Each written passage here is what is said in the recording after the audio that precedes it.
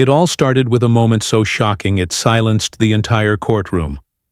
Judge Edward Hargrove, a man who had presided over federal cases for decades, struck White House Press Secretary Caroline Levit across the face in front of dozens of witnesses. What was supposed to be a tense but controlled proceeding exploded into chaos in less than 4 minutes. He thought that slap would shut her down, silence her, humiliate her. But instead, it lit a fuse he would never be able to put out. That morning, Washington, D.C. looked like a postcard. Golden sunlight poured over marble monuments and polished boulevards. But beneath the surface, the air was electric with division. Donald Trump had just won re-election, and the city was a battleground. Every coffee shop, every quiet corridor in Capitol Hill buzzed with muttered debates and pointed glances. The line between ally and enemy had never been thinner. And inside the cold walls of the federal courthouse, that divide was about to erupt into something unforgettable. Judge Edward Hargrove entered his courtroom with the swagger of a man used to being feared. At 63, with a sharp stare and a career that spanned 3 decades, he wore his authority like armor.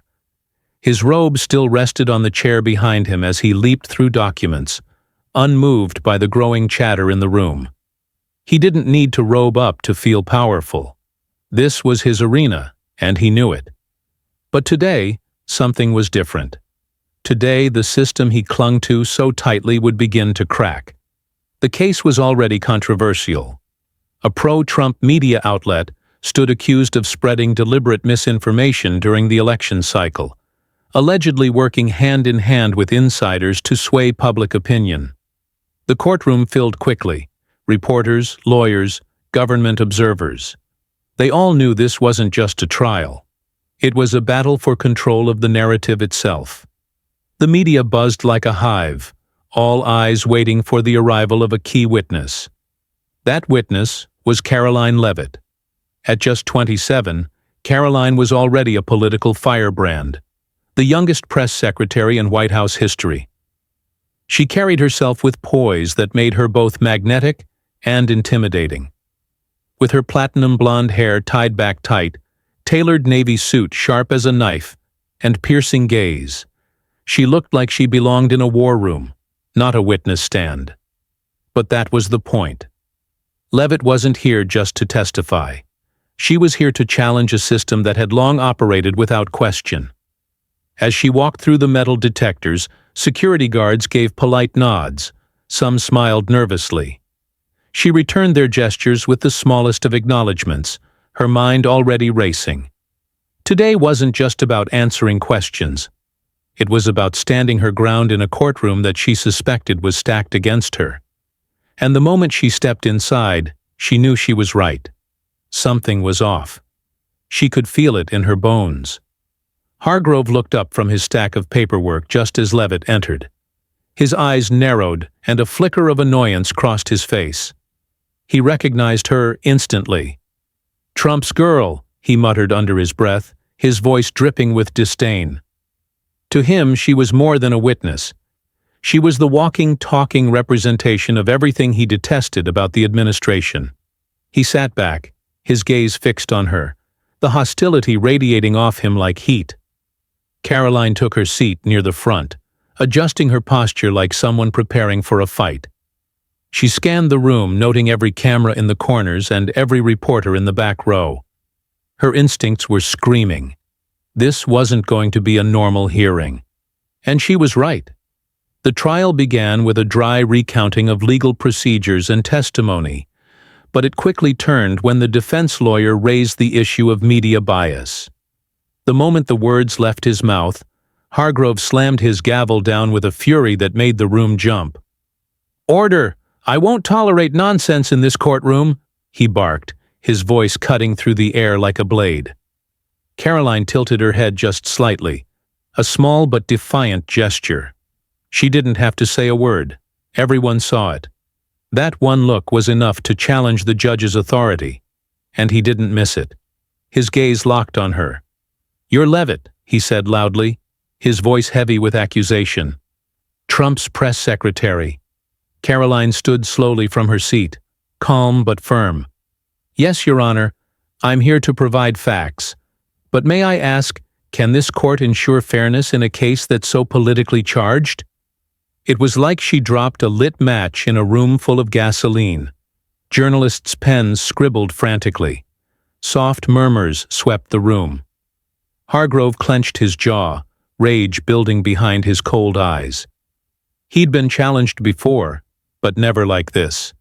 And never in front of cameras. "What are you implying, Miss Levit?" he demanded, his voice rising with each word. She didn't flinch. "I just want to make sure justice isn't being steered by bias," she replied, her words like daggers. For a moment the room stood still. Then a journalist whispered, "She just took a shot at him." Hargrove's face reddened. He slammed his hand down and stood abruptly. "Enough," he roared, his voice echoing off marble walls. In a shocking move, he stepped down from the bench and stormed toward her. Security hesitated, unsure whether to step in. No one could believe what was unfolding. Hargrove's steps were fast and furious, his breathing heavy, his face contorted in anger. "You think you can stand in my courtroom and question me?" he shouted, the strain in his voice betraying just how close he was to losing it all. Caroline didn't move. "I'm speaking the truth," she answered coolly, eyes locked on his. The air in the courtroom thickened with tension. Then it happened. With a surge of rage, Judge Hargrove raised his hand and struck her hard across the face. The sound of it cracked through the room like thunder. Gasps filled the courtroom. One pen dropped. A reporter stammered. A red mark began to bloom on her cheek, but she didn't cry out. She just looked him straight in the eye and said, "You just made a huge mistake." Hargrove stumbled back a step, suddenly realizing the gravity of what he'd done, but not enough to feel shame. "You dare threaten me?" he snapped, his voice shaking. The room burst into whispers. "He slapped her. That's the press secretary," someone gasped. Phones lit up with live tweets. Hashtags formed in real time. Security footage blinked red. Reporters captured every second. "I'll make sure the country knows what just happened," Caroline said, her voice steady and full of conviction. Judge Hargrove ordered a recess, retreating in silence while the room erupted in shock. The door slammed behind him, but the sound of the slap echoed far louder. Journalists leapt to their feet, firing off questions, phones waving in the air. One reporter called out, "Miss Levit? Any comment?" She didn't say a word, just touched her cheek, then turned with that same fierce composure and walked straight out the courthouse doors. The cameras followed. Online, the story exploded. Judge slaps Levit trended within minutes. Reporters outside shouted, begged for quotes, but she only said, "I'll speak when the time is right," before slipping into a waiting SUV. Inside the vehicle, her aide Sarah Coleman sat ready with a laptop. "Caroline, the country's going wild," she said, showing the screen. A tweet from a top journalist. Was it justice or assault? Caroline leaned back, her voice low but unshaken. "Hargrove thinks he's untouchable. He's wrong." Then a text came through. "Back off, or your family pays." She forwarded it immediately. "Get security at my house," she ordered. Back in his chambers, Hargrove watched the footage, panicking. He called U.S. Prosecutor James Whitaker. "She provoked me." "She's Trump's girl," Whitaker said. "She'll make this a crusade. Shut her up." At the White House, Caroline moved fast. "They're shaping the narrative," an aide said. "Some call you a victim. Others say it's staged." "Not this time," she said. "I want an exclusive. I'm calling for an investigation into Hargrove." Meanwhile, investigative reporter Ethan Carter started digging. Hargrove's past, buried cases, and one name kept surfacing. A non-profit tied to political donors. He agreed to meet Sarah. "She wants truth?" he asked. "She's not afraid of it," Sarah replied. That night, Caroline received a photo from her husband, her baby boy, smiling in the grass. A message. "You okay? I saw the news." She typed back, "I'm fine, home soon." But she knew she might not keep that promise. Across town, Hargrove and Whitaker met in secret. "She's not stopping," Hargrove said. "She has the media, the administration," Whitaker warned. "Discredit her." Then another message buzzed on Caroline's phone. "You don't know who you're up against." "Trace it," she told Sarah, "and alert the Justice Department.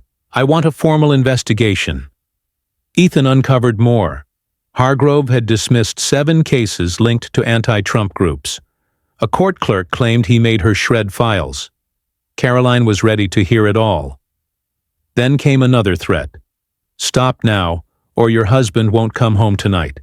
She didn't waver. "Double his security," she said. Back in his office, Hargrove watched her interview. Justice isn't about intimidation, it's about accountability. Enraged, he barked into the phone, "Silence her!" No traces. But Caroline wasn't backing down. Then Ethan found it. Financial records linking the nonprofit to dark money, and Senator Robert Klein. Caroline read the name 3 times. He wasn't just any senator, he was the face of the opposition. "We're naming names," she told Sarah. "Prepare for a press conference." Next morning, sunlight hit the White House as Caroline stood tall. Sarah handed her the folder. "This will start a war." Caroline nodded. "Then we start today." Under pressure, Whitaker cracked. He exposed Klein as the money trail's mastermind, bribing judges to sway court rulings. The scandal exploded. But it didn't stop there. Ethan sent audio, a conversation between Whitaker and a senior White House staffer. Caroline froze. The voice was familiar, not just Klein. Someone in the administration knew.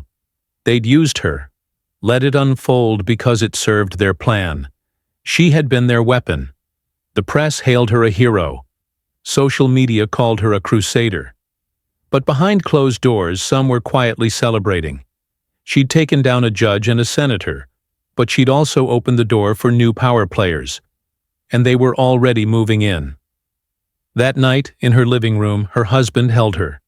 Her baby slept upstairs. She smiled, but her eyes betrayed her. The fight wasn't over. At dawn, another message came in. "Well played." She deleted it, but the meaning lingered. Justice was served. But the game had changed. And Caroline Levit, sharp, brave, unflinching, was now part of a system she couldn't fully trust. Not because she lost, but because she won. Thanks for watching. If you want to see more content like this, hit that like button and don't forget to subscribe. Check out the other videos we've linked here, and we'll see you next time. Take care and goodbye. Hi.